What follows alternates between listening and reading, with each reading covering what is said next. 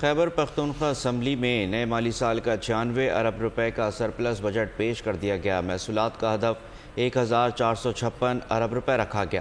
صوبائی حکومت نے صحت کارڈ کی مد میں 75 لاکھ گھرانوں کے لیے 26 ارب روپے مختص کیے ہیں۔ پشاور سے رپورٹ کریں گے آصف شہزاد۔ خیبر پختونخوا اسمبلی کا اسپیکر بابر سلیم سواتی کی صدارت میں بجٹ اجلاس منعقد ہوا۔ وزیر خزانہ آفتاب عالم نے بجٹ پیش کیا۔ مالی سال 2023-24 کا بجٹ پیش کیا گیا۔ بجٹ میں محصولات کی مد میں وفاق کی جانب سے 171 اور صوبے کے لیے 85 ارب روپے رکھے گئے۔ ضم اضلاع کی مد میں صوبے کو 173 ارب اور ترقیاتی محصولات کی مد میں 125 ارب روپے رکھے گئے۔ اپوزیشن لیڈر ڈاکٹر عباد خان کا احتجاج، کہا کہ حکومتی رویہ درست نہیں ہے۔ صوبائی حکومت نے بجٹ میں صحت کارڈ کی مد میں 75 لاکھ گھرانوں کے لیے 26 ارب روپے، خواتین اور معذوروں کے لیے اساس پیکج کے تحت 1.5 ارب روپے مختص کیے۔ اجلاس میں 9 مئی واقعات کی تحقیقات کے لیے جوڈیشل کمیشن کے قیام کا مطالبہ کیا۔ اسمبلی اجلاس پیر کے روز تک ملتوی کر دیا گیا۔